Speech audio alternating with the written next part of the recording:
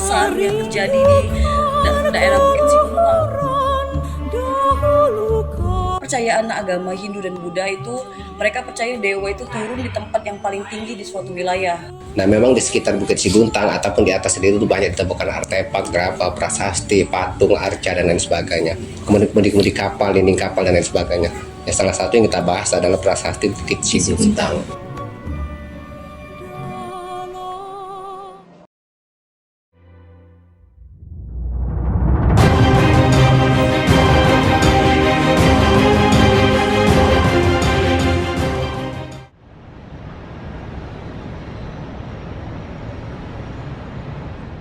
Assalamualaikum warahmatullahi wabarakatuh.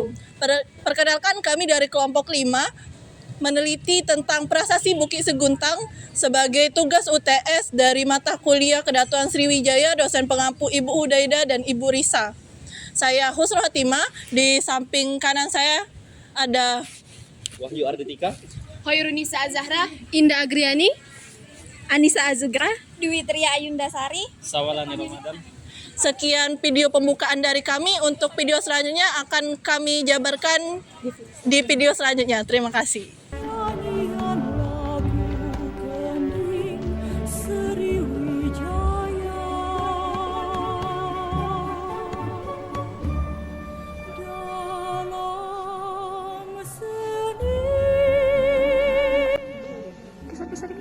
Assalamualaikum warahmatullahi wabarakatuh. Kami dari kelompok 5, di sini kami menjelaskan tentang prasasti Bukit Siguntang.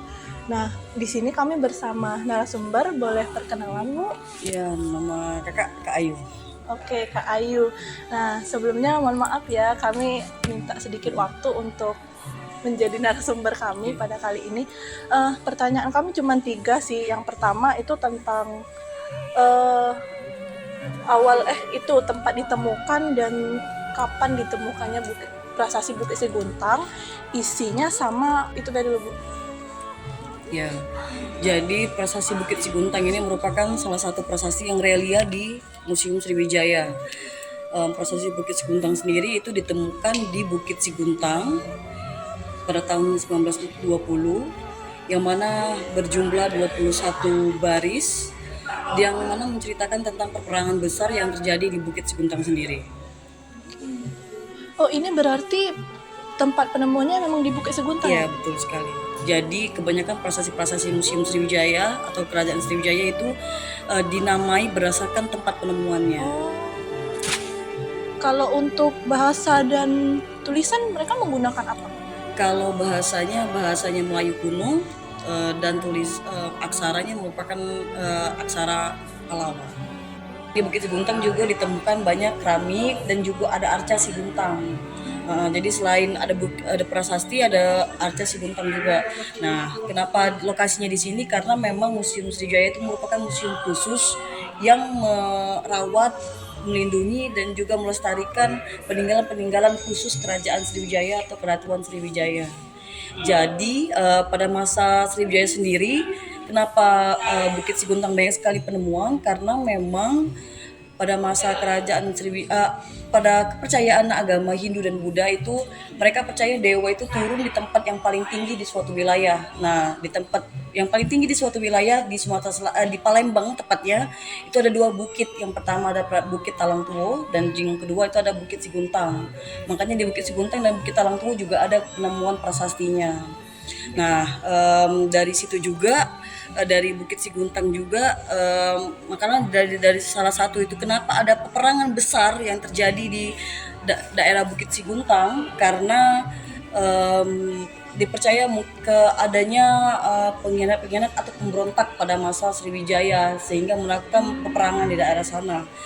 Di daerah Bukit Siguntang juga sebenarnya itu juga langsung menjurus ke Taman Wisata Kerajaan Sriwijaya yang dialiri melalui kanal-kanal sungai ataupun kanal-kanal sungai dan aliran sungai, ya maksud saya kanal sungai atau aliran sungai. Hanya saja pada tahun 1970, sekitar tahun 1970 aliran sungainya itu mengering sehingga terputuslah aliran antara Bukit Siguntang dengan situs Kerajaan Sriwijaya atau situs Karanganyar yang saat ini kita berada. itu juga kami sempat searching dan baca-baca untuk prasasti Bukit Seguntang ini katanya ditemukan secara tidak utuh. Iya, betul sekali. Jadi untuk sekarang pun kondisinya hanya sebagian.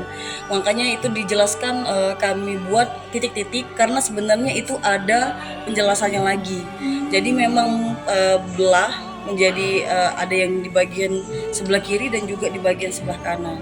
Nanti bisa dilihat nanti tulisannya seperti ini dari kanan ke kiri gini. Oh, Nah, jadi bacanya bukan ke sini, tapi ke sini. samping. Ya, ke samping. Makanya putus bagiannya. Untuk setengah lagi ini belum ditemukan ya? Belum ditemukan sampai sekarang.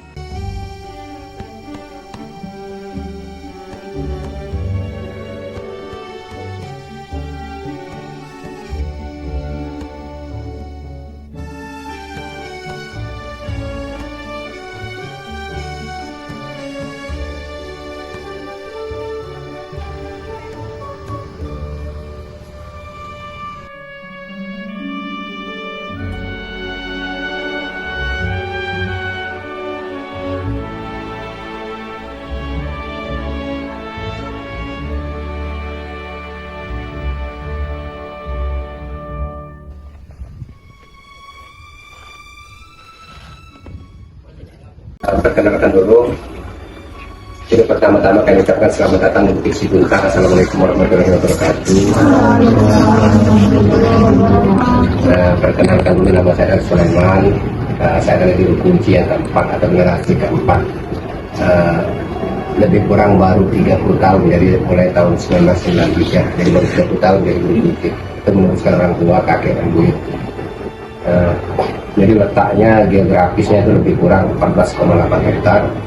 Untuk itu luas keseluruhan, kalau dari dalam 12,8 hektar, tapi di luar pagar masih tanah Bukit Seguntang. Sedangkan tingginya 27 meter dari permukaan air atau laut. Nah, memang di sekitar Bukit Seguntang ataupun di atas sendiri banyak ditemukan artefak, berapa prasasti, patung, arca dan lain sebagainya. Kemudian pundi-pundi kapal, ini kapal dan lain sebagainya. Yang salah satu yang kita bahas adalah prasasti Bukit Seguntang. Jadi secara tepatnya tidak bisa kita katakan. Nah, itu perkiraan dekat makam Parungkuh sekarang, lebih ke sebelah timur ya. Jadi perkirakan depannya lebih kurang kira jauh. Dan ceritanya itu tidak lengkap. Jadi diperkirakan tidak tahu berapa banyak yang berperang, mungkin puluhan ribu pada waktu itu. Dan diperkirakan sungai sini berwarna merah darah. Berarti banyak berarti.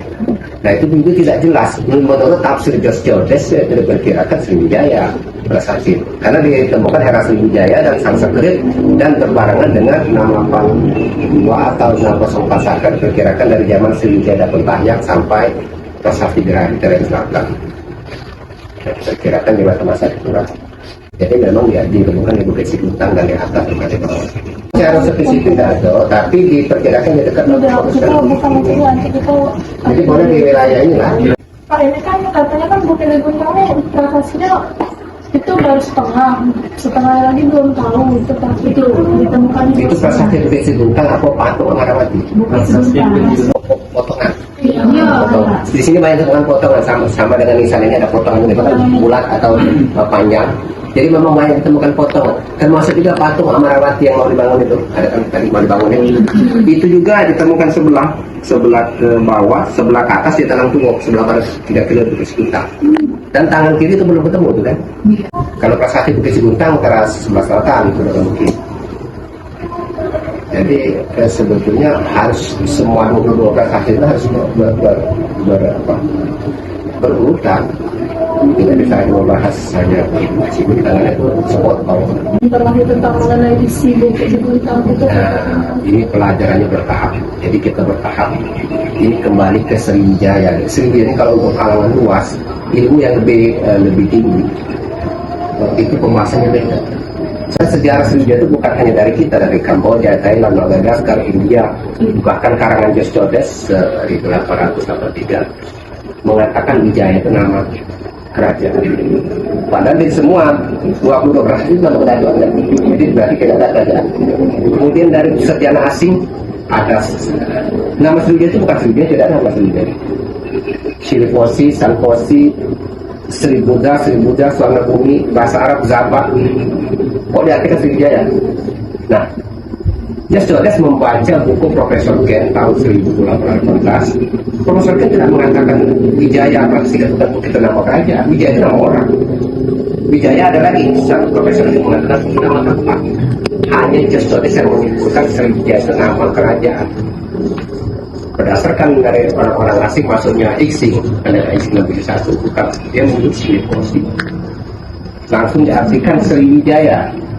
Tepak prestasi ke apa museum boleh jadikan acuan. Kalau tidak itu tidak bisa disebut historis. Historis kan sejarah, harus ada bukti otentik yang mendukung. Kalau hadis itu harus Hasan Sahih, kalau tidak disebut doi. Nah sejarah kalau tidak ada historis, kalau tidak ada kitab-kitab kuno, prestasi tempat gerabah patung dan lain sebagainya, atau pendapat pedagang Arab, pedagang India, pedagang dari China, itu tidak bisa disebut historis. Hanya story, hanya cerita, hikayat, dongeng, sastra. Ya, kita kembali tadi yang ditemukan di sini memang ada prasasti Bukit Siguntang, tapi tidak jelas kemudian dipotong. Dan semua prasasti itu berisi doa dan sebagian kutukan. Kita ambil contoh, kalau dia setia kepada raja mendapat doa yang bagus. Tapi saya berkhianat, membuat yang tidak taruh di belakang raja, maka dia mendapat kutukan. Zaman dulu, zaman Dewa Hindu Buddha itu orang takut dengan resi, kutukannya mujarab.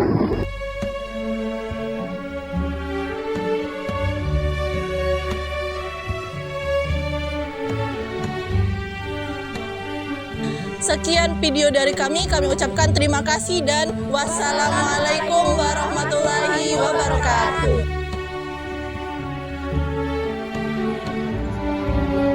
Ini belum ditemukan ya? Belum ditemukan sampai sekarang.